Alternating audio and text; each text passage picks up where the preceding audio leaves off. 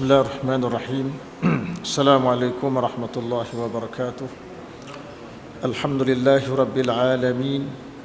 Nahmaduhu wa nasta'inuhu wa nastahdihi wa nastaghfiruh wa nathiqu bihi wa natawakkalu alayh. Wa na'udzu billahi min shururi anfusina wa min sayyiati a'malina. Man yahdihillahu fala mudilla lahu wa man yudlil falan tajida lahu waliyan mursyida.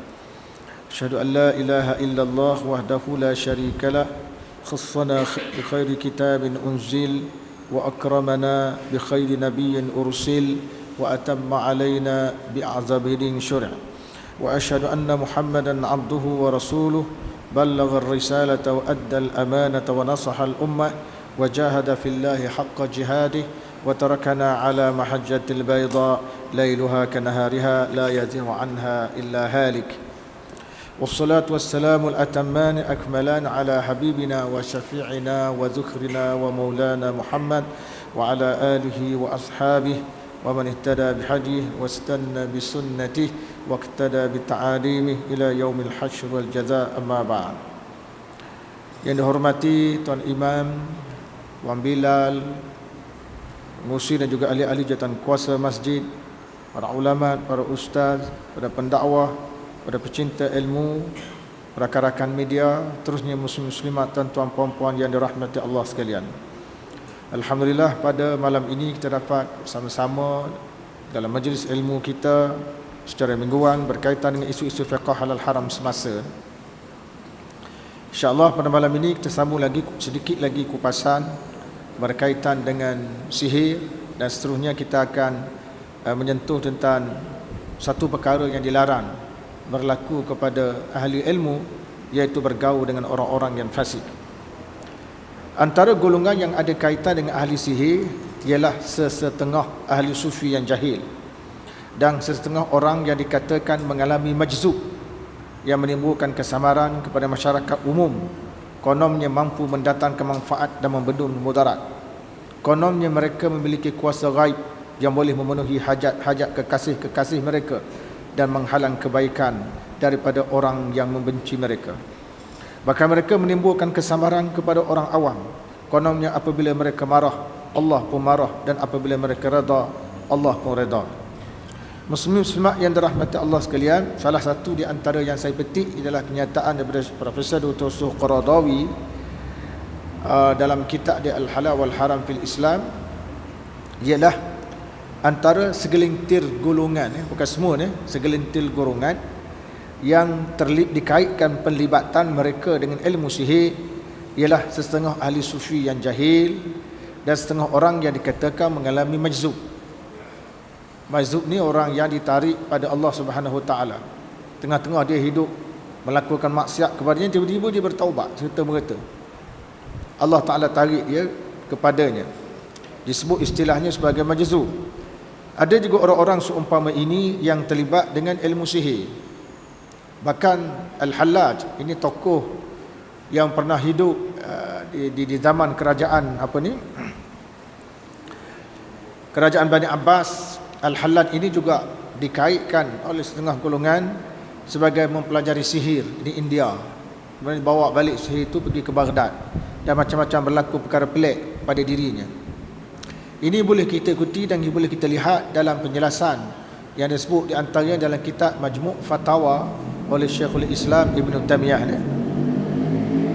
Jadi pelibatan mereka ini dalam ilmu sihir tuan-tuan sekaligus memburukkan ilmu tasawuf itu sendiri. Padahal ilmu tasawuf memang bersih daripada terlibat dengan ilmu-ilmu sihir.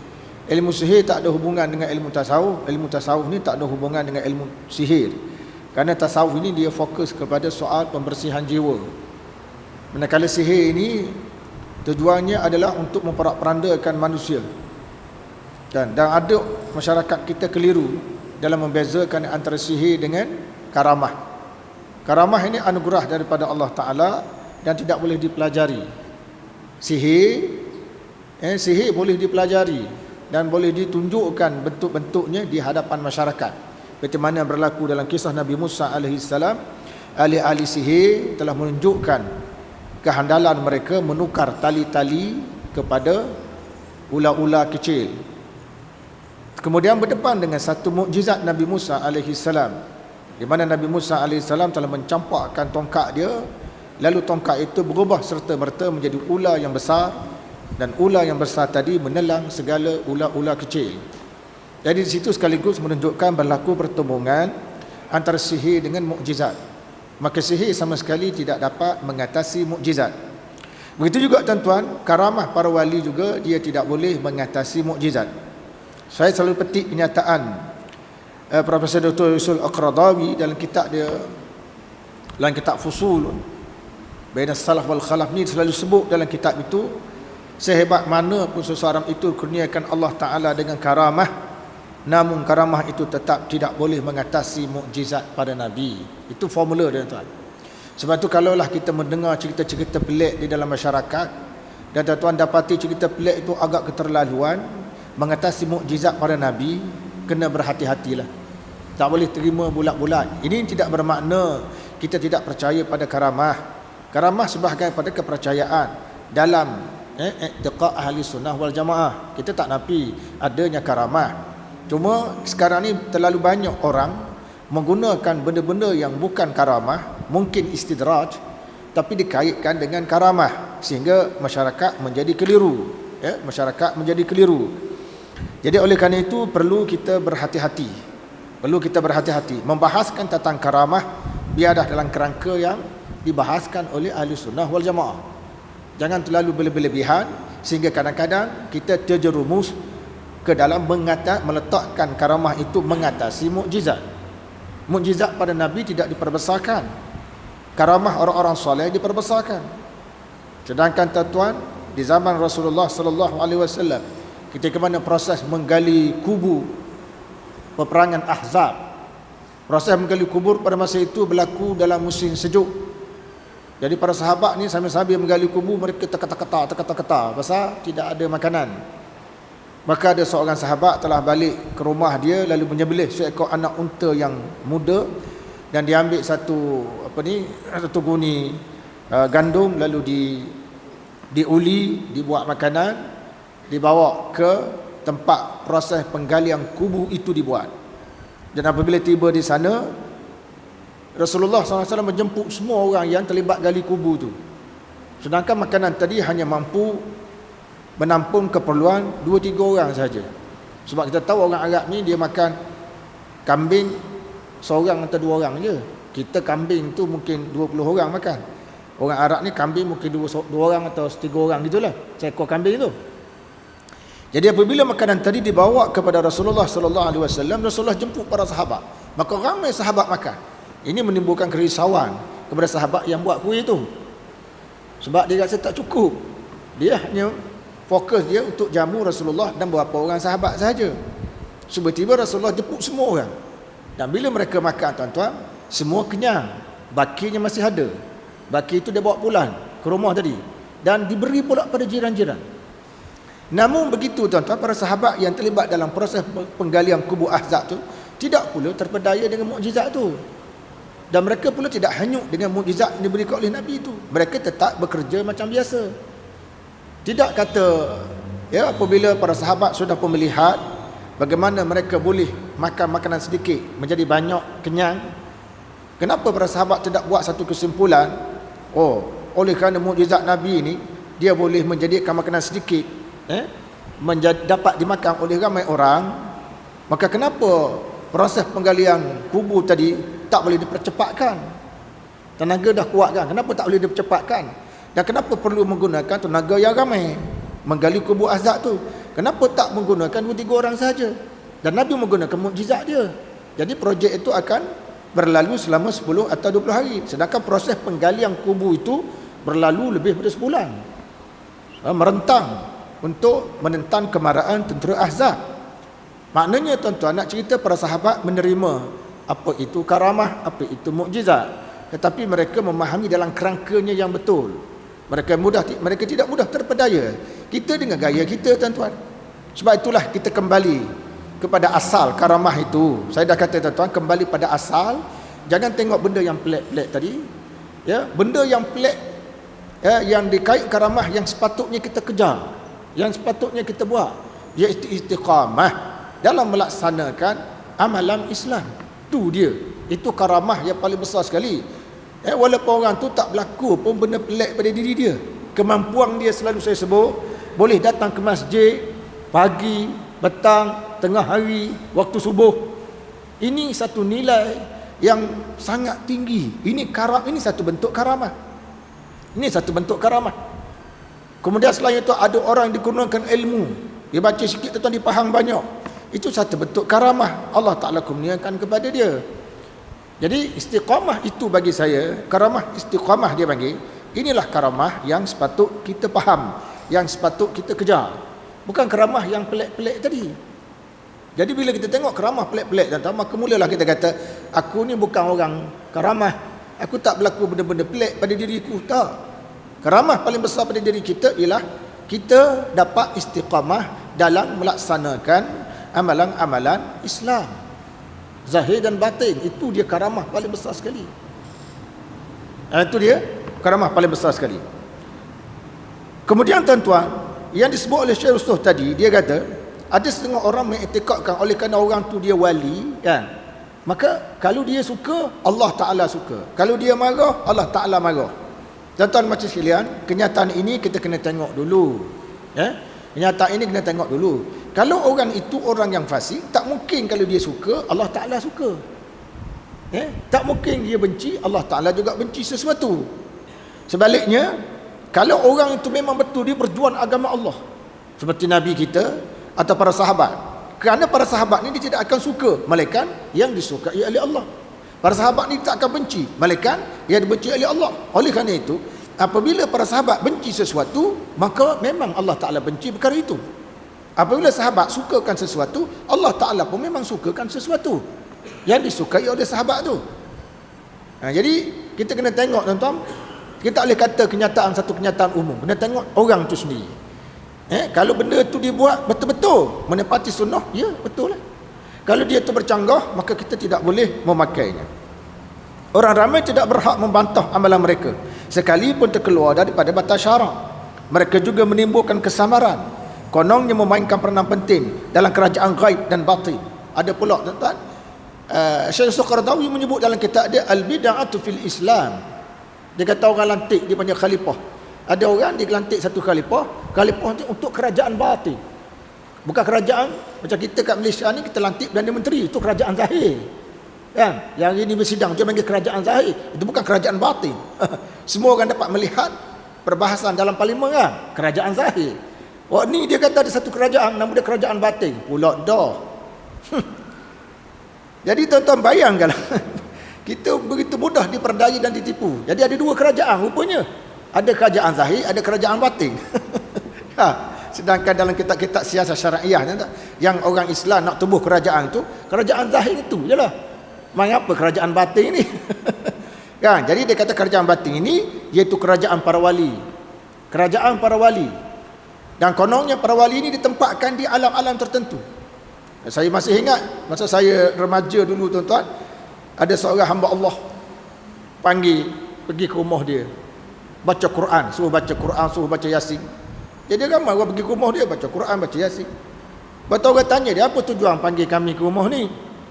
Dia kata, saya nak beritahu bahawa di Malaysia ni ada seorang wali Allah. Kerana dialah maka negara kita aman. Kalau dia tidak berfungsi, negara kita jadi huru-hara. Wali yang tidak nampak, kerajaan ghaib. Aduh, sakit kepala. Ada juga begitu lah. Dia panggil itu molek dah, panggil tu bersama-sama baca Quran dalam rumah dia. Tapi dia kata bersempena kerana di Malaysia ni seorang wali itu ghaib, kerana dialah maka negara kita aman dan stabil. Kalau tidak kerana dia, belum tentu negara kita aman dan stabil. Itu masih saya ingat. Kepercayaan segelintir dalam masyarakat. Sebenarnya segala jalan yang menghalang seseorang daripada Alkitab dan juga As-Sunnah, begitu juga dari manhaj para sahabat dan generasi salafus salih terdahulu adalah haram, dan mengikutnya juga adalah haram. Tak perlulah dia nak nama apa-apa saham, apa-apa kerajaan dan sebagainya. Muslimin muslimat yang dirahmati Allah sekalian, zaman kita ini tidak sedikit amalan sihir merosakkan kehidupan seseorang. Mangsa sihir hidup merana dalam tempoh masa yang panjang. Boleh dikatakan tidak ada seorang pun yang mempelajari ilmu sihir dengan tujuan kebaikan. Jarang sangat datang orang belajar sihir, dia tujuannya untuk kebaikan. Banyakkan belajar sihir ini, dia tujuannya untuk keburukan. Sehubungan dengan itu amat wajar kalau mempelajari dan mengamalkan ilmu sihir dihukumkan oleh para ulama sebagai haram dan termasuk dalam kategori dosa besar, seperti mana yang telah kita bincang pada minggu lepas. Itu berkaitan dengan sihir. Dan sihir ni tuan-tuan banyak kategori, saya tidak berhasrat nak bincang satu persatu. Sihir itu banyak jenis. Sihir mata lah, macam-macam jenis lah. Muslimat yang dirahmati Allah sekalian, seterusnya kita nak sentuh sikit pada malam ini di antara perkara yang tidak wajar, bahkan haram dilakukan oleh orang yang mempunyai ilmu atau belajar ilmu, iaitu bergaul dengan orang fasik. Tak boleh bergaul dengan orang fasik. Tak kira orang fasik itu orang politik ke, orang ahli perniagaan ke, melibatkan dunia pertanian ke apa sekali ke. Kalau dia betul orang fasik, kita tidak boleh bergaul dengan mereka. Apalagi dengan sebab bergaul tadi, bunuh ganah habis agama kita. Jadi kita akan buat fatwa mengikut kehendak orang fasik itu. Jadi tak boleh bagi sesiapa menuntut ilmu maka mereka bergaul dengan orang fasik. Cuma kalau boleh pun ialah bertujuan dakwah. Kalau kita pergi dekat dia, kita nak dakwah dia kembali ke pakar jalan, itu dibolehkan. Nanti saya akan sentuh kenapa Al-Imam Al-Ghazali tuan-tuan selalu sangat, kalau kita rujuk dalam Ihya Ulumuddin dan beberapa kitab sebelum daripada karangan beliau, ulama-ulama ni kenapa begitu tegas menyebut dia di antara perkara yang tak boleh dibuat oleh para ulama ialah bergaul dengan pemerintah. Siapa ulama dulu sebut gitu tuan-tuan? Ulama ni tak wajar bergaul dengan pemerintah. Sedangkan kita tahu Nabi SAW itu pemerintah. Khulafa ar-Rasyidin, mereka orang alim, dalam masa yang sama pemerintah. Kerajaan Bani Umayyah sebahagiannya alim, mereka yang sama mereka pemerintah. Dan kita baca dalam sejarah tuan-tuan, penubuhan kerajaan Turki Uthmaniyah kerjasama dengan ulama. Ulama gabung pemerintah, tubuh satu kerajaan Khilafah Turki Uthmaniyah. Kerajaan Arab Saudi sekarang tuan, dah berumur lebih pada 300 tahun. Kemunculan peringkat awal kerajaan Arab Saudi sekarang, kerjasama di antara ulama dengan pemerintah. Kerajaan Jordan juga kerjasama ulama dengan pemerintah. Banyak kita baca sejarah-sejarah kerjasama ulama pemerintah akhirnya dapat ditegakkan sebuah negara, termasuk di negara-negara di Cordoba, Spanyol, dan juga di Afrika Utara. Tapi bila kita baca kitab ni tu, kita dapati ulama tak galak kita bergaul dengan pemerintah ni. Pasal apa? Sedangkan praktikalnya ramai je ulama terlibat dengan pemerintah. Ya, hari ni pun kita dunia moden sekarang, ulama terlibat jawatankuasa fatwa. Dan fatwa yang kita buat itu akan dihantar kepada pihak pemerintah untuk dibincangkan dulu, disetujui, kemudian diluluskan dan seterusnya digazetkan. Jadi pergaulan adalah sesuatu yang dituntut kerana mengeratkan persaudaraan dan perpaduan sesama umat manusia. Apalagi kita ni manusia dia, dan kita memang dikenaki bergaul. Orang yang tak bergaul tuan-tuan, ini orang yang tidak akan mendapat kelebihan dalam hidup. Hidupnya tidak akan tercabar, sifat tawaduknya tidak akan muncul kalau dia tidak bergaul. Apabila kita bergaul tuan-tuan, kita akan jumpa orang yang suka pada kita, orang yang benci pada kita, orang yang bercakap baik depan kita, orang bercakap buruk belakang kita. Semua kita akan jumpa. Bagaimana sifat kita? Sabarkah kita menghadapi mereka atau tidak sabar? Di situlah akan timbul sifat sabar, di situ akan timbul sifat tawaduk, di situ akan timbul sifat zuhud apabila kita bergaul. Dan bergaul ni pula tuan-tuan, sifat manusia. Kita tak boleh hidup seorang diri. Orang kalangan kita pun kalau dibiarkan begitu, boleh mati dia tuan-tuan. Maka kerajaan peka dengan nasib mereka, buat rumah atau bantuan makanan sebagainya, melibatkan pergaulan. Namun bagi ahli ilmu, mereka perlu membezakan. Ini kita nak sebutkan.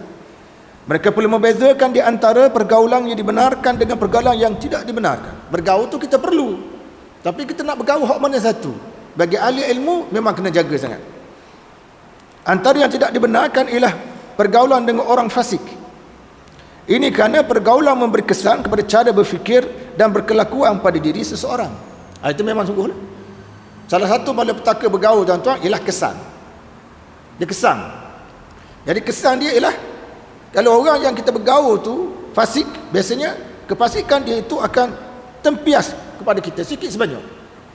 Kalau orang yang kita bergaul tu dia jenis cakap mulut celupa, sedikit sebanyak mulut celupa dia tempias pada kita. Kalau orang yang kita bergaul tu jenis tawaduk tu tuan, sikit sebanyak sifat tawaduk dia, gaya berjalan dia kena tempias pada kita. Kita pun begitu juga. Hatta tuan-tuan, budak-budak ya umur 2 tahun 3 tahun. Kalau kita hantar dipelihara oleh orang tua-tua. Budak-budak tu umur 2 tahun 3 tahun, kita hantar tempat rumah orang tua-tua lah, orang nenek dia ke apa. Cara dia bercakap pun macam nenek dia bercakap. Budak 2 tahun tu. Dia mari cakap dengan jauh, budak ni cakap macam tu dia cakap. Pasal pengaruh tu, itu kesan kepada bergaul. Itu kesan kepada bergaul. Kalau budak ni tu orang kerap dia tengok Doraemon, cara dia berjalan pun macam Doraemon. Kejap laju, kejap laju. Dan macam-macam lagi. Itu kesan dalam pergaulan. Ini kerana pergaulan memberi kesan kepada cara berfikir dan berkelakuan pada diri seseorang. Kalau ada orang tu bergaul, cara sahabat dia fikir benda baik, dia akan fikir benda baik. Kalau sahabat dia fikir benda buruk, dia pun akan fikir sikit sebanyak. Kalau tak banyak pun dia akan fikir sikit sebanyak benda buruk. Bermakna bergaul dengan orang yang baik memberi kesan pada seseorang dari segi cara berfikir dan bertindak orang yang baik. Sebaliknya bergaul dengan orang yang fasik dan zalim sedikit sebanyak mendorong seseorang berfikir dan bertindak bagaimana dilakukan oleh orang fasik dan zalim itu. Dan kita tengok para sahabat dia bergaul tu penting tu adalah hadis Tirmizi kata alladhi yukhalitun nas wa yasbir ala adahum khairum min alladhi lam yukhalitin nas wa lam yasbir ala adahum. Orang yang bergaul dengan masyarakat dan sabar menghadapi kerenah-kerenah masyarakat, itu orang yang lebih baik daripada orang yang tidak bergaul dengan masyarakat dan tidak sabar menghadapi kerenah-kerenah. Jadi bila kita bergaul kan, memang ada kerenah-kerenah dia. Maka orang yang bergaul berdepan dengan kerenah itu adalah orang yang lebih baik daripada orang yang tidak mahu bergaul dan tidak mahu berdepan dengan kerenah. Dia kena selamat dia datang. Dia selamat. Dia selamat saja. Tapi masyarakat tak selamat. Sedangkan dalam Islam, kita ni tidak disuruh menjadi orang soleh pada diri kita sendiri. Dalam Islam, kita disuruh menjadi soleh pada diri dan soleh pada orang lain. Islam tak ajar kita jadi soleh untuk diri kita sahaja. Soleh kita untuk masyarakat juga. Sebab itu bulan gerhana tuan-tuan, matahari gerhana, kita semayang. Soleh kita tu membawa pada kita cuba menyelamatkan bulan daripada gerhana. Tu tanda soleh. Bukan kita saja. Soleh kita bila tengok orang perlukan bantuan, kita bantu dia. Soleh kita tu juga soleh pada masyarakat. Itu konsep soleh yang dikenakan dalam Islam. Bukan kita saja je. Pasal zikir dia memang banyak, pasal baca Quran ni memang banyak, pasal tolong orang satu pun tak ada. Tolong orang satu pun tak ada. Membantu orang miskin satu pun tak ada. Dia soleh pada diri sendiri, tak soleh pada masyarakat. Sebab itu tuan-tuan, saya tertarik apabila Profesor Yusuf Qaradawi menyebut, dia kata ahli politik, ahli-ahli politik ni tuan-tuan yang baik lah, ahli politik yang baik, walaupun dia kurang zikir, dia kurang baca Quran, tapi dia buat satu projek itu boleh menampung keperluan masyarakat, ratus ribu masyarakat. Kebaikan yang dibuat tu, walaupun dia tu memang kurang baca Quran, kurang zikir, hak fardu memang dia buat lah, tapi dia buat satu projek dinikmati oleh rakyat beratus ribu, maka dia mendapat pahala yang sangat besar mengatasi orang yang berzikir, mengatasi orang baca Quran tu. Dengan projek tadi, artinya dia jadi soleh bukan pada dirinya sahaja, dia soleh pada masyarakat, soleh pada masyarakat. Jadi itu konsep soleh, dia ada hubungan dengan pergaulan. Bukan soleh ni duduk dalam masjid tak gaul dengan masyarakat, tak ada. Nabi SAW antaranya beriktikaf dalam masjid baginda di Madinah. Iktikaf baginda 10 hari terakhir. Itu pun dalam masa yang sama apabila isteri baginda Sufiyah bin Huyai bin Akhtab datang mengunjungi Rasulullah SAW di masjid. Rasulullah cakap, tengah iktikaf ni, cakap ni isteri dia. Isteri dia minta izin nak keluar masjid, Rasulullah ikuti, mengiringi isteri baginda keluar sampai ke masjid. Walaupun dalam keadaan iktikaf, Rasulullah menunjukkan pada kita ada unsur soleh pada diri dan ada unsur soleh pada orang lain. Ini bermakna tuan-tuan, jangan kita pandang remeh. Jangan kita pandang remeh individu-individu yang kadang-kadang kita lihat bila kita memandu di lebuh raya, kita tengok ada kereta tersadai masalah tayar, ada individu berhenti. Kerana Allah Ta'ala dia berhenti, dia tolong apa semua. Itu dipanggil individu-individu, dia termasuk kategori soleh juga. Dari sudut itu ukuran kita dari segi zahir. Firman Allah Ta'ala, al-akhilla yawma idzin ba'duhum li ba'din aduf illa al-muttaqin. Pada hari itu sahabat-sahabat karib setengahnya akan menjadi musuh kepada setengah yang lain kecuali orang-orang yang bersahabatannya berdasarkan taqwa, yakni iman dan amal soleh. Dalam surah Az-Zukhruf ayat 67. Artinya tuan-tuan, bersahabat baik, disuruh. Sebab kita bersahabat ni, biasanya kita akan jadi kuat apabila kita ada sahabat. Kita jadi kuat apabila ada sahabat. Kita tak kuat apabila kita seorang diri, tuan-tuan. Maka sekarang orang tubuh parti, pertubuhan, NGO. Supaya apa? Pergerakannya menjadi satu pergerakan yang kuat. Dalam masyarakat Melayu, tuan-tuan baca tak kisah Hang Tuah? Hang Tuah kan? Walaupun Hang Tuah ni ada kata legenda, macam-macam lah kata. Cuma Hang Tuah ni dia seorang ke dia ada 5 sahabat? Kan dia ada 5 sahabat. Bila ada 5 orang kan kuat. Rasulullah SAW, dia ada sahabat. Kawan-kawan Rasulullah tu tak dinama kawan, dia nama sahabat. Dan sahabat Rasulullah tu beratus ribu. Sebab tu baginda jadi kuat dari sudut itu. Semua panggil sahabat. Macam tuan-tuan dalam masjid ni, orang panggil masjid ni, kita panggil sahabat masjid. Kita panggil sahabat masjid lah. Dia masuk ke masjid, Assalamualaikum sahabat. Dia pun masuk, tidak kata Tok Iman, Assalamualaikum Tuan Iman, tak. Assalamualaikum sahabat. Cuba bayang. Kan, dia pun tak bela, Assalamualaikum sahabat. Dia panggil aku sahabat. Kan, sebagai contoh, kita rasa kuat. Jadi Nabi membina sahabat, tuan-tuan. Sahabat ramai, yang hebat-hebat, yang kaya, yang bijak berfikir, yang pandai dalam bermain pedang. Maka macam saya sebut dah minggu lepas, Nabi membina persahabatan dan diperkukuhkan persahabatan itu. Sahabat Nabi itu menjadi mertua Nabi. 2 orang sahabat Nabi menjadi mertua Nabi, iaitu Abu Bakar Siddiq dan Umar bin Al-Khattab. 2 orang sahabat Nabi menjadi menantu Nabi, iaitu Ali bin Abi Talib dan Uthman bin Affan. Uthman Affan dan Ali bin Abi Talib. Jadi kita tengok dari kedudukan, tuan-tuan, ini memang kuat ni. Sahabat tu kuat. Cuma isu timbulnya ialah atas dasar apa kita bersahabat. Itu simbol, tuan-tuan. Ramai orang bersahabat. Islam bersahabat, bukan Islam bersahabat. Atas dasar apa? Itu juga perlu diambil kira. Iaitu atas dasar takwa, tu okey. Tapi kalau atas dasar fasik, jangan. Sebab kita akan menyesal pada hari kiamat kelak. Ayat ni kata al-akhilla yauma idzin ba'duhu li ba'din adu illa al-muttaqin. Orang-orang yang bersahabat hari itu, sebahagian pada mereka akan menjadi musuh dengan sebahagian yang lain, kecuali yang membina persahabatan atas dasar takwa. Sama-sama sahabat akan balas pada hari kiamat apabila sama-sama buat jahat. Kita ikut perangai dia. Orang seorang kata buat jahat, kita pun ikut. Seorang kata kita start naga dadah, orang lain pun ikut belaka. Habis menyesal belaka hari kiamat. Sebaliknya, seorang yang buat baik, sahabat ikut belaka, tuan-tuan. Hak ini dia mengenai sahabatan yang berasaskan kepada ketakwaan. Rasulullah sallallahu alaihi wasallam bersabda dalam sebuah hadis diriwayatkan oleh Abu Hurairah radhiyallahu anhu. Hadis ini adalah yang sahih.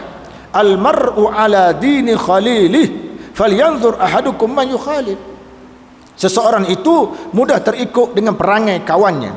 Kerana itu hendaklah seseorang dari kalangan anda melihat siapa yang menjadi kawannya.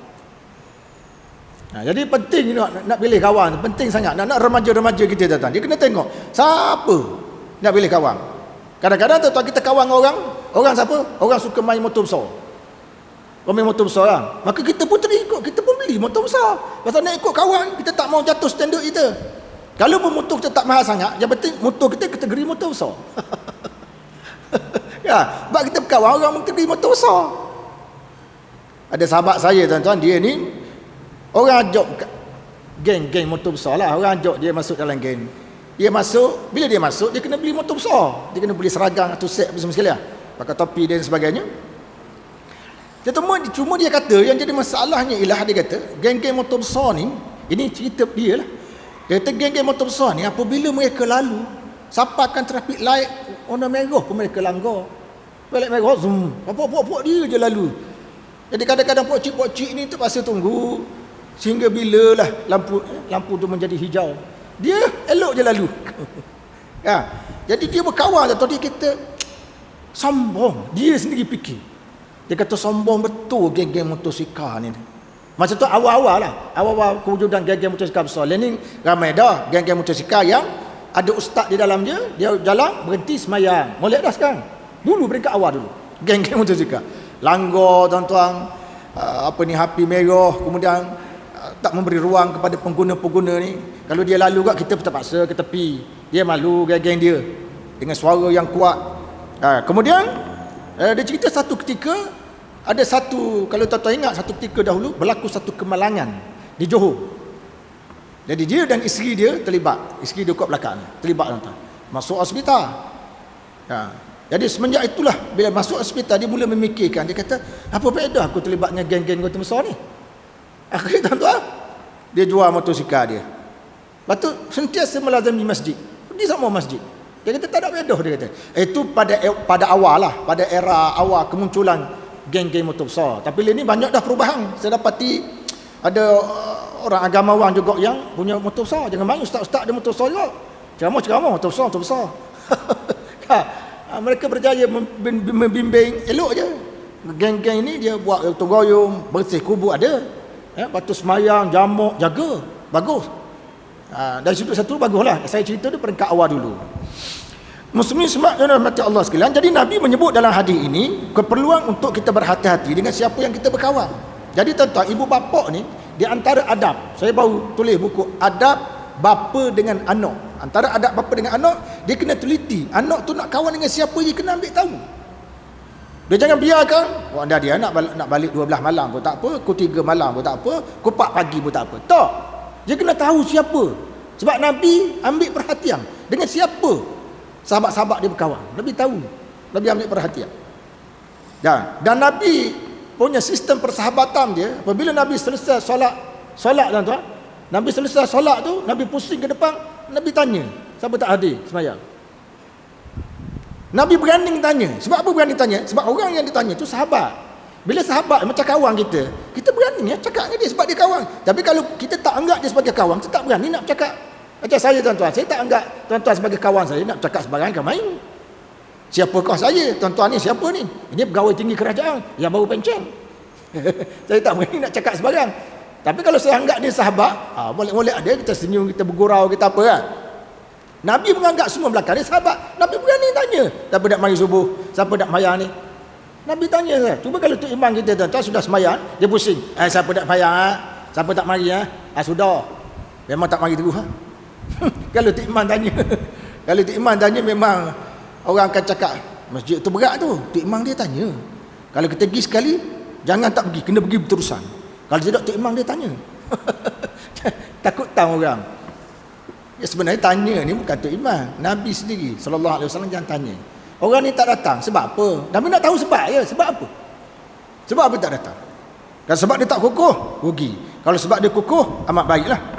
Demi menjaga orang-orang Islam dari mempunyai fikiran yang menyeleweng dan keimanan yang mungkin akan goyah, Rasulullah sallallahu alaihi wasallam menyuruh umatnya menjauhi daripada bergaul dengan ahli bid'ah dan golongan yang suka mengikut hawa nafsu. Ahli bid'ah tuan-tuan. Zaman dulu memang kita baca memang begitu. Mana-mana kita akidah dia akan peruntukkan satu pasal keperluan untuk menjauhi bersahabat dengan ahli bid'ah. Reka-reka cipta agama ni. Sebab apa? Sebab bila kita masuk gitu tuan-tuan, ni kita anggap benda yang bukan agama dia jadi agama. Benda yang bukan agama jadi agama. Saya dah jelaskan di masjid saya baru ni, di masjid Tuan Abdul Razak. Saya petik kenyataan Syekh Yusuf Qaradawi tuan-tuan dalam bukunya Al-Bid'atu fil Islam.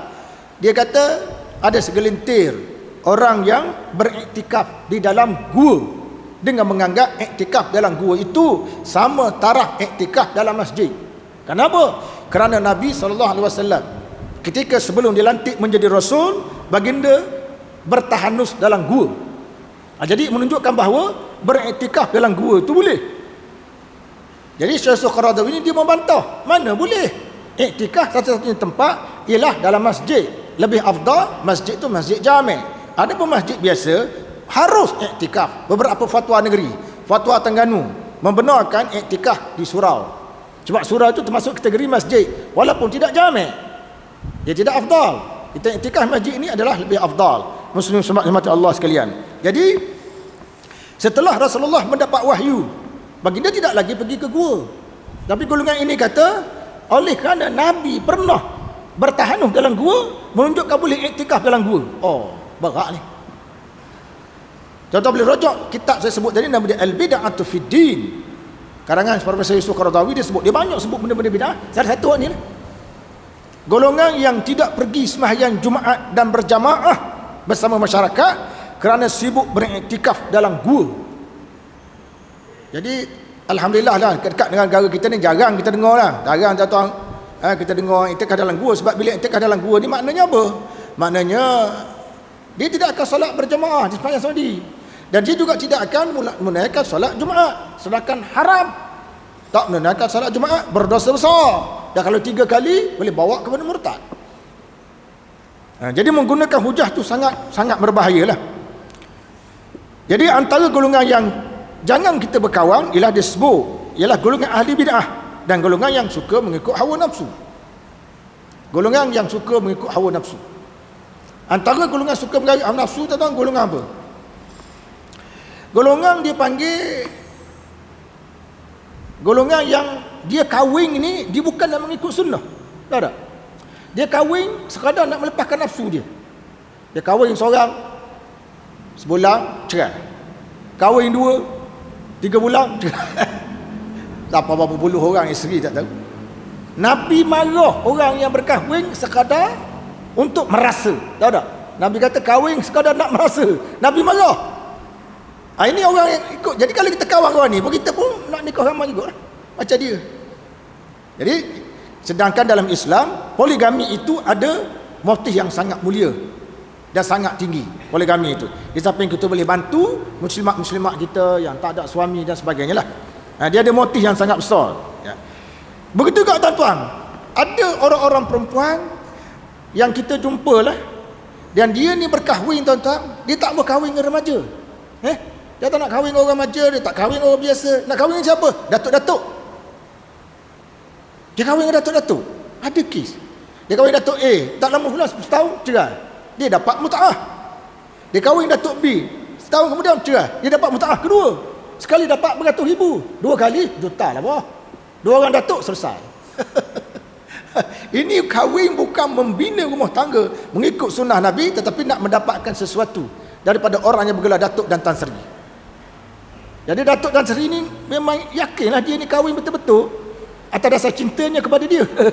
Tak, kawan tu nak duit, silap sikit aja, buat helah, minta cerai, lepas tu tuntut mut'ah, masuk mahkamah syariah, menang, beratus ribu dapat. Ini sebenarnya orang-orang yang mengikut nafsu. Orang seperti ini kena jauh. Orang seperti ini tuan-tuan kena jauh. Kemudian termasuk ke dalam kategori golongan yang suka mengikut hawa nafsu ialah setengah ahli fikir masa kini yang menyembodika kepada kebudayaan barat yang begitu asing daripada Islam, yang lebih mengutamakan sistem barat berbanding dengan Islam, yang menyuruh ke arah pahaman politik etis, yang mencipta dan menyebarkan berbagai kebatilan dalam kalangan remaja dan menyerang kepribadian Rasulullah sallallahu alaihi wasallam dan para sahabat. Banyak tuan-tuan orang-orang yang kita kata terpengaruh dengan sistem barat, bukan saja terpengaruh sampai ke tahap dia mencaci Nabi. Sampai ke tahap dia kata, ada satu tokoh di Mesir tuan-tuan, dia mengatakan Nabi Muhammad SAW ini dia karang Quran. Dia sampai tahap dia kata Nabi Muhammad mengarang Quran. Quran itu adalah hasil daripada pergaulan Nabi Muhammad dan pemikiran baginda dengan masyarakat setempat. Hasil baginda duduk kau tengok budaya gini, maka keluar ayat ni, kata dia. Dia menilai Nabi Muhammad SAW mengikut ilmu sosiologi barat yang dia belajar. Ini satu masalah juga. Siapa gitu? Dan negara kita pun kita dengar juga. Satu dua sebutan-sebutan seperti kelintir masyarakat dalam YouTube yang mengatakan syariat Nabi ni syariat orang Arab. Syariat yang dibawa oleh Nabi tu syariat orang Arab. Syariat orang Arab dia kata. Syariat Islam betul lah Nabi orang bangsa Arab, tapi jangan kata syariat tu syariat Arab. Sebab Allah Taala kata wa ma arsalnaka illa rahmatan lil alamin. Bukan wa ma arsalnaka rahmatan lil Arab. Bukan. Kami tidak utuskan engkau melainkan rahmat pada bangsa Arab dah, pada bangsa seluruh alam. Tapi dia tak suka pada syariat Islam. Dia kata syariat yang sedang kita berjuang itu adalah syariat orang Arab. Dia kata syariat orang Arab. Ini satu masalah. Ini menunjukkan dia kurang faham tentang syariat Rasulullah sallallahu alaihi wasallam. Dan satu lagi, sampai tahap menyerang peribadi Rasulullah sallallahu alaihi wasallam. Menyerang peribadi isteri Nabi. Mengatakan Nabi ni seorang yang kuat nafsu. Sampai kahwin dengan gadis bawah umur. Aisyah radhiyallahu anha kahwin dengan Nabi pada masa itu, kata dia umur dia baru 7 atau 8 tahun. Ini gadis bawah umur. Bagaimana satu manusia dewasa boleh kahwin gadis bawah umur? Kata mereka lah. Jadi orang tak tahu pangkal mikir, ya juga. Sedangkan tuan-tuan, gadis bawah umur dan bawah umur ni menjadi perkara biasa masyarakat Arab zaman tu. Dalam kitab Subulus Salam menyebut Aisyah radhiyallahu anha umur dia antara 6, 7, 8 tahun gitulah ketika mana berkahwin dengan Nabi sallallahu alaihi wasallam, tetapi tidak hidup bersama sebagai suami isteri. Dia peringkat ke Mekah. Baginda hidup bersama di peringkat Madinah setelah baginda membayar mahar. Maknanya umur Aisyah radhiyallahu anha masa itu dah mungkin meningkat 10 tahun 11 tahun. 10 tahun 11 tahun dalam konteks masyarakat masa itu, wanita dah boleh besar, body dia besar dan memang boleh pikul tanggungjawab sebagai seorang isteri. Saya ingat masa saya duduk Mesir dulu ada sahabat saya. Sahabat saya ni mengaji Universiti Azhar. Tahun 3, duduk tahun 3. Dia berkasih dengan budak darjah 6, budak Arab. Ada. Bila saya tengok dia kasih ni, saya kata betul juga. Budak Melayu kita ijazah tahun 3 berkasih-kasihan, bercinta dengan budak darjah 6 Arab. Pasal budak tu besar. Tahu tak? Besar tahu tu. Baru darjah 6 lah. Dan saya dah sebut sebelum Sayyidina Umar radhiyallahu anhu berkahwin dengan siapa? Berkahwin dengan Ummu Kalsum. Ummu Kalsum tu siapa? Anak kepada Sayyidina Ali. Ummu Kalsum masa dikahwini oleh Umar bin Al-Khattab berapa tahun? 11 tahun. Dan itu dianggap sebagai satu perkara biasa. Kita tak tahu ujung pangkal dengan budaya hidup masyarakat itu kita akan hantam. Ini sangat berbahaya kerana memburukkan peribadi Rasulullah sallallahu alaihi wasallam. Pengharaman bergaul dengan orang fasik ini sabit dalam sebuah hadis riwayat Muslim daripada Ibnu Umar radhiyallahu an.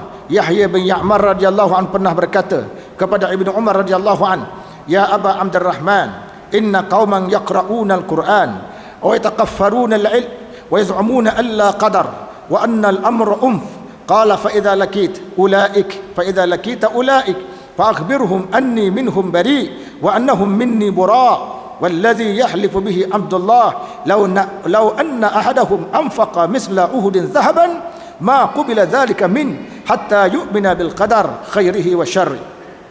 Wahai Abu Abdurrahman, sesungguhnya terdapat satu kelompok masyarakat membaca Al-Quran dan mencari ilmu yang rumit dan pelik. Mereka mendakwa tidak ada kepercayaan tentang qadar. Perkara tersebut adalah perkara baru. Jawab Abdullah bin Umar radhiyallahu an, "Apabila anda bertemu dengan mereka, beritahu yang saya membebaskan diri daripada mereka dan mereka bebas daripada saya. Demi Tuhan yang bersumpah dengannya Abdullah, sekiranya salah seorang daripada mereka membelanjakan emas sebesar bukit Uhud, sekali-kali tidak akan diterima sehinggalah mereka beriman dengan qadar, baik yang jahat maupun yang buruk." Ini satu kisah berlaku pada zaman Ibnu Umar. Adanya sekelompok orang yang tidak percaya pada qada dan qadar. Ya, tak percaya pada qada dan qadar. Dalam masa yang sama mereka ini kuat baca Quran, dalam masa yang sama mereka ini kuat menuntut ilmu. Tapi dalam masa yang sama tak percaya qada dan qadar. Artinya kelompok ini kelompok yang ada masalah dari segi akidah. Arti tuan-tuan, kita jangan bergaul dengan kelompok-kelompok yang ada masalah dari segi akidah. Biar jelas. Perlis telah menyatakan di sana, tuan-tuan baca dia, 7 amanat tuanku. Ada hak yang kuning berkaitan dengan ahli sunnah wal jamaah. Saya rasa mungkin ada di sini. Baca betul-betul lah 7 amanat tuanku tu. Keperluan untuk kita bersama-sama dengan ahli sunnah wal jamaah. Itu perlu dijaga. Rasulullah SAW pernah melarang orang-orang Islam berkawan dengan 3 orang Islam yang tidak turut serta dalam peperangan Tabuk, kerana berdasarkan arahan daripada Allah sehingga turun ayat yang menjelaskan tentang penerimaan taubat mereka. Firman Allah Ta'ala, "Wa 'alas salasati alladhina khulifu hatta idza dhaqat 'alaihimul ardu bima rahubat wa dhaqat 'alaihim anfusuhum wa dhannu an la malja'a min Allah illa ilayh thumma taba 'alaihim liyatubu innallaha huwat tawwabur rahim." Allah Ta'ala menerima pula taubat 3 orang yang ditangguhkan penerimaan taubat mereka hingga apabila bumi yang luas ini terasa sempit kepada mereka kerana mereka dipulaukan, dan hati mereka pula menjadi sempit kerana menanggung duka cita, serta mereka yakin bahawa tidak ada tempat untuk mereka lari dari kemurkaan Allah melainkan kembali bertaubat kepadanya. Kemudian Allah memberi taufik serta menerima taubat mereka supaya mereka kekal bertaubat. Sesungguhnya Allah dialah penerima taubat lagi Maha Pengasihani. Surah Taubah ayat 118. 3 orang sahabat tuan-tuan ni, dia orang yang memberi alasan dia tidak mahu terlibat dalam peperangan Tabuk. Perang Tabuk ini berlaku di Tabuk. Tabuk ni sepadang Jordan tu. Perjalanannya sebulan dalam konteks zaman tu.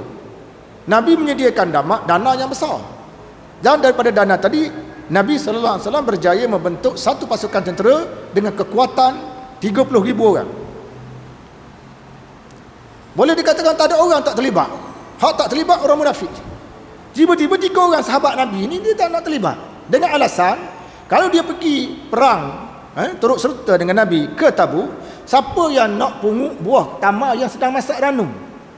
Jadi rosak gitu je buah tamar kata. Siapa nak pungut? Nak pungut hasil ladang je ni. Ini ada nilai. Kalau kita pergi berjuang, hasil ladang kita jadi rosak binasa. Macam-macam dia buat alasan. Sejuang dia buat alasan begitu kerana mereka tidak mahu terlibat dalam peperangan Tabuk. Sedangkan sahabat lain pun ada ladang juga.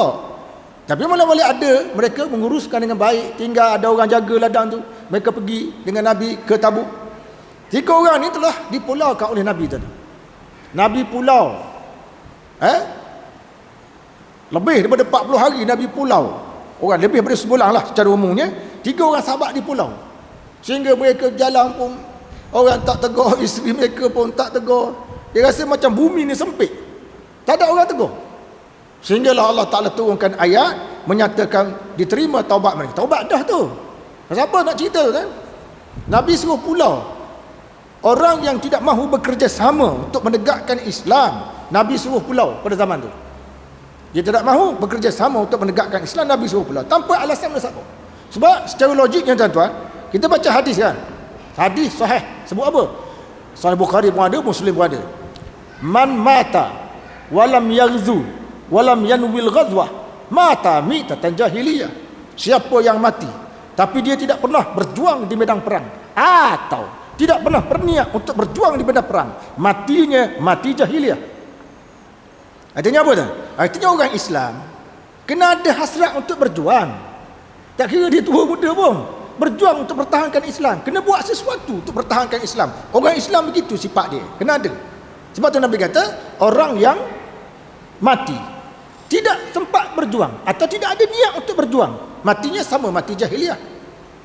Ada sebagian ulama kata bukan matinya maknanya mati kafir, mati dalam keadaan bentuk masyarakat jahiliah yang membawa kepada dosa besar. Membawa kepada dosa besar. Masuk insya-Allah. Okey, silakan. Tak bunyi ya. Okey.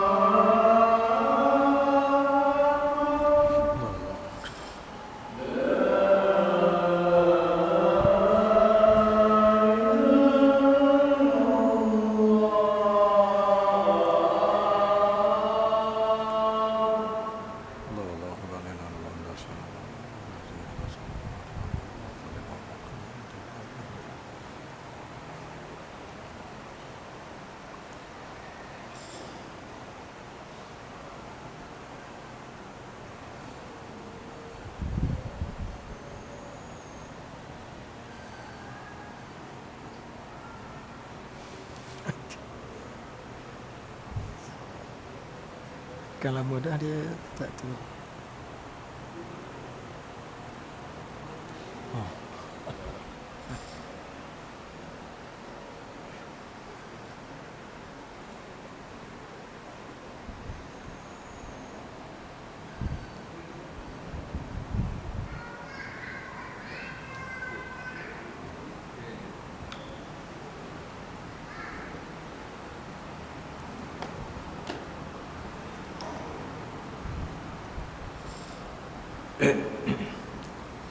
Kita sambung sikit lagi lah. Bukan 5 atau 6 minit lagi. Nampaknya mikrofon kita bermasalah. Muslim-muslimat yang dirahmati Allah sekalian, satu lagi dia, berkawan dan bersahabat dengan orang fasik boleh mendedahkan diri orang yang berilmu kepada laknat Allah, dan perkara ini pernah berlaku pada setengah ulama Bani Israel. Tahu orang sekarang, kadang-kadang kita dengar penceramah dia sebut perkataan normalisasi. Ya, kadang-kadang dengar tak? Normalisasi. Normalisasi ni menapa? Nomadiah ke? Dia kata menormalisasi ke? Satu perkataan diketengahkan pada masyarakat kita. Bila saya baca tu tuan-tuan, perkataan normalisasi tu, kita baca ayat malam ni. Lu'inal ladzina kafaru min bani Israel ala lisani Dawud wa Isa bin Maryam dzalika bima asaw wa kanu ya'tadun kanu la yatanahawna an munkarin fa'alu labisa ma kanu yaf'alun. Orang-orang kafir Yahudi dari Bani Israel telah dilaknat di dalam kitab-kitab Zabur dan Injil melalui lidah Nabi Daud dan Nabi Isa bin Maryam. Yang demikian itu disebabkan mereka menderhaka dan selalu menceroboh. Mereka sentiasa tidak melarang larangan sesama sendiri dari perbuatan mungkar, derhaka dan ceroboh yang mereka lakukan. Demikian sesungguhnya amalah buruk apa yang mereka telah lakukan. Surah Al-Ma'idah ayat 78-79. Apa tuan-tuan? Yang kita nak bincang kepala ni kan, dia kata orang berilmu ni dia tidak suruh bergaul dengan orang-orang fasik. Kerana sejarahnya tuan-tuan berlaku dalam masyarakat Bani Israel dulu. Ramai dah ulama-ulama Bani Israel zaman dulu, bila bergaul dengan orang fasik tuan-tuan, mereka tidak menjalankan peranan dia. Dia lupa peranan dia. Jadi bila peranan kita lupa tu tak habis lah. Sebab orang alim lah yang menjaga formula ilmu. Kalau dia dah hanyut dengan orang lain tuan-tuan, siapa nak jaga formula ilmu tu? Siapa nak jaga formula ilmu tu? Tuan-tuan bayang eh? Jadi ayat ni menceritakan segolongan orang kafir dengan Bani Israel dilaknat melalui lisan Nabi Daud dan Nabi Isa. Sebab apa dilaknat tuan-tuan?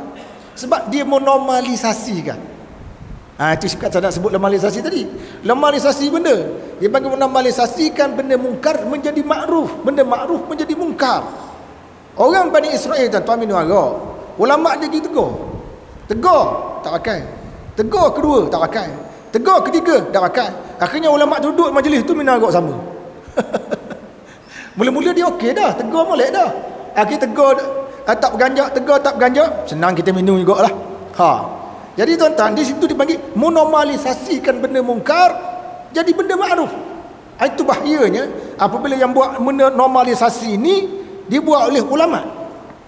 Kerana bila berlaku pada ulama, maka benteng ilmu akan runtuh, hilang kemurnian ilmu. Dan inilah tuan-tuan punca yang menyebabkan hilang kemurnian kitab Zabur, hilang kemurnian kitab Taurat, hilang kemurnian kitab Injil. Peranan dimainkan oleh ulama. Ulama apa? Ulama Bani Israel. Hasil pada antaranya kerana masalah berkawan. Masalah berkawan dengan siapa itu kan. Sebab tu kena jaga dengan siapa kita berkawan. Ulama Bani Israel pada asalnya saling mencegah kemungkaran antara satu sama lain. Tapi lama kelamaan mereka duduk sekali dalam majlis maksiat, dalam suasana penuh kasih sayang, sambil makan dan minum minuman haram. Mereka mendapat laknat daripada Allah Ta'ala. Ada setengah masyarakat kita tuan-tuan bersalam tuan-tuan. Salam sunnah atau tidak? Salam termasuk masjid, jumpa orang mula-mula salam, itu sunnah. Kita jalan jumpa kawan kita di luar masjid, salam, satu sunnah. Balik ke rumah, salam ibu bapa, beri salam ke rumah. Orang yang memberi salam sebelum masuk rumah itu, maka rumah itu akan diberkati. Antaranya, batu baca pula doa dan baca bismillah, maka syaitan tak ada ruang untuk bermalam di rumah itu. Syaitan tak ada ruang kan. Jadi kadang-kadang muslim-muslimat yang dirahmati Allah sekalian, bila hari raya di rumah tu, bila hari raya kan, kita kata bersalam tadi sunnah kan. Tapi sunnah itu kena pada tempatnya. Orang lelaki salam orang lelaki, orang perempuan salam orang perempuan. Sepupu dengan sepupu boleh salam tak? Tak boleh kan? Tapi setengah apa, saya ingat kalau di era 80-an 90-an dulu, anak-anak ni muslimah belajar universiti faham sikit bahawa tak boleh perempuan salam lelaki walaupun sepupu. Tak boleh salam. Dia pun balik rumah, ayah sepupu dia hak lelaki datang, ulur tangan, dia tak sambut. Mak dia kata siapa hati tak sambut. Hak salam tu sepupu kau orang lain. Lama ni duk sambut oleh-oleh ada, sekarang dah tak sambut. Aduh. Dia nak normalisasikan. Jadi tuan-tuan, bersalam tu memang dia anjur. Tapi sepupu lelaki, sepupu perempuan memang tidak dianjurkan. Haram lah sebab dua tu boleh kahwin. Pasal apa kita nak buat normalisasi benda tu? Tak boleh lah. Maknanya sepupu kita dia nak datang rumah boleh. Dia lelaki, dia perempuan boleh. Tapi dari segi pergaulan, jangan siapa dia boleh salam, boleh pegang tangan antara satu sama lain. Normalisasi dia panggil. Begitu juga tunang sama tunang tuan. Lepas bertunang, molek-molek ada di bawah mata-kata, di bawah pohon ru. Sama-sama melakar tanda love. Di bawah pokok lu, sama-sama okey. Padahal dia baru bertunang. Bertunang bukan makna isteri kita. Jangan dinormalisasikan benda hak Islam larang tuan-tuan. Ya, tunang kita bukan makna boleh bawa sana kemari. Ada setengah tu dia marah kita. Apa pasal ustaz ni kolok sangat? Dia nak berjalan, biar ke dia dah. Supaya bila berjalan ni, dia boleh membuka fikiran. Membuka fikiran ke buka benda? Itu tak. Begitu ke? Jadi kena jaga. Jadi jangan normalisasikan benda-benda mungkar dalam masyarakat. Kalau tidak, dia akan berlaku seperti berlaku dalam golongan Bani Israel. Sikit lagi, pergaulan dengan ahli bid'ah, golongan sesat, dan golongan yang menjadikan sunnah sebagai bid'ah dan bid'ah sebagai sunnah. Sunnah sebagai bid'ah, bid'ah sebagai sunnah, tuan-tuan. Parah tak? Dia jadi macam contohlah. Al-Imam Nawawi membahaskan, tuan-tuan, bila kita masuk masjid, kita bersalam, itulah sunnah. Masuk tu salam, duduk. Itu adalah sunnah.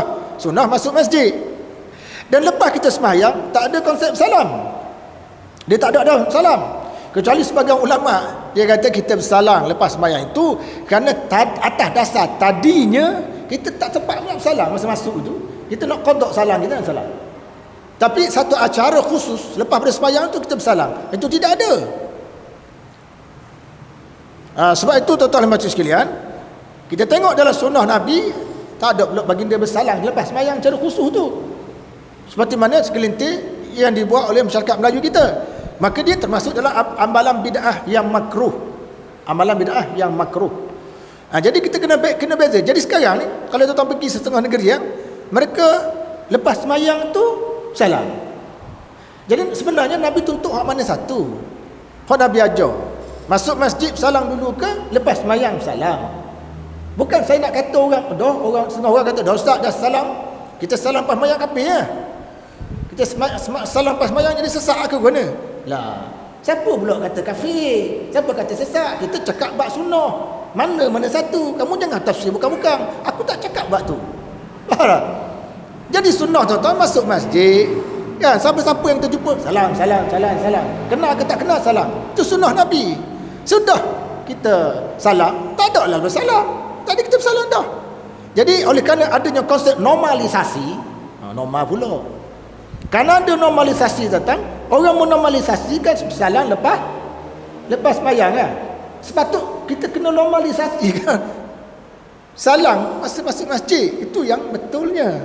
Itulah yang betulnya. Itu yang betulnya. Dan satu lagi tuan-tuan dan makcik sekalian, saya nak sebut sikit akhir sekali. Soal hubungan suami isteri tuan-tuan. Hubungan suami isteri ni dalam kitab akidah dia panggil tafsir aqaid Islamiah. Dalam kitab tersebut dia kata syaitan ni tuan-tuan, dia cuba mengganggu kita sampai kepada tahap seseorang menyetubuhi isteri dia, syaitan cuba setubuh juga. Syaitan cuba setubuh juga. Dia cuba ganggu kita. Pada zaman Nabi SAW dia seorang budak perempuan tuan-tuan. Seorang budak perempuan berkulit hitam datang majlis Nabi. Budak perempuan tu cuba mengambil makanan yang ada di hadapan Nabi. Nabi pegang tangan dia. Para sahabat terkejut. Pasal apa Rasulullah pegang tangan? Rasulullah kata bersama dengan tangan wanita itu tangan syaitan. Jadi Nabi pegang tangan syaitan tu supaya jangan ambil makanan. Artinya tuan, di situ ulama buat kesimpulan, syaitan cuba menyertai kita dalam apa aktiviti yang kita buat, termasuk ketika seorang suami menyetubuhi isteri dia. Sebab itu tuan-tuan kena baca doa. Sebab itu iman saya selalu sebut, iman apa ni, As-Suyuti menyebut, dan ramai tokoh-tokoh ulama sebut, nak bersama suami isteri itu baca bismillah dulu tuan-tuan. Bila baca bismillah, maka bismillah kita itu menjadi penghalang. Aurat kita akan dilindung oleh jin tak nampak. Ini terutama anak muda lah, anak muda tuan-tuan, anak muda. Orang tua ni biasanya dia tak mau cakap lah bab-bab benda gini. Dia kata, "Ustaz, ini telah ketinggalan zaman," dia kata. Hak dia telah pun berlalu. Dia simple past tense, bahasa Inggeris panggil. Orang tua dia tak mendengar benda gini. Orang muda ni tuan.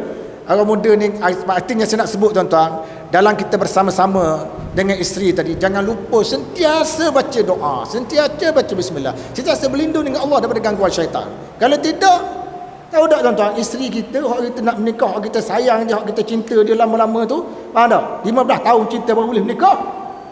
Orang lelaki lain tengok saja kita petik mata dia. Faham tak? Kita marahnya lelaki itu. Tiba-tiba kita biarkan syaitan bersama dengan dia. Ketika mana kita bersama dengan dia, sebab itu pentingnya baca doa.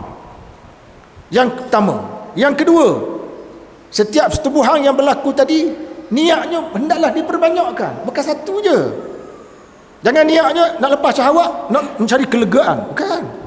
Ini bukan mencari kelegaan. Niatnya pertama ikut sunnah Nabi. Kedua, kalau ditakdirkan dapat anak, biarlah anak tu jadi anak soleh. Ya, ketiga, supaya mata kita selamat daripada benda-benda mungkar. 2-3 niat sekali bersama, ada 2-3 niat. Al-Imam Al-Ghazali menyebut dalam Ihya, Ibnu Qudamah menyebut dalam Mukhtasar Minhajul Qasidin, 1 niat tuan-tuan 10. Jadi kalau kata 3 niat, dah boleh 30. Oleh kerana itu, suka saya sebut muslim-muslimat Allah sekalian, di sini penting. Di sini pentingnya kita, orang yang berilmu, berkawan dengan orang-orang yang kita kata tidak lara, bukan fasik, kerana kefasikan ini dia boleh mempengaruhi kita. Jadi sekadar itulah yang dapat saya sebut pada malam ini. Terima kasih atas perhatian. Aqulu qawli hadza wa astaghfirullahal azim li wa lakum. Wassalamualaikum warahmatullahi wabarakatuh.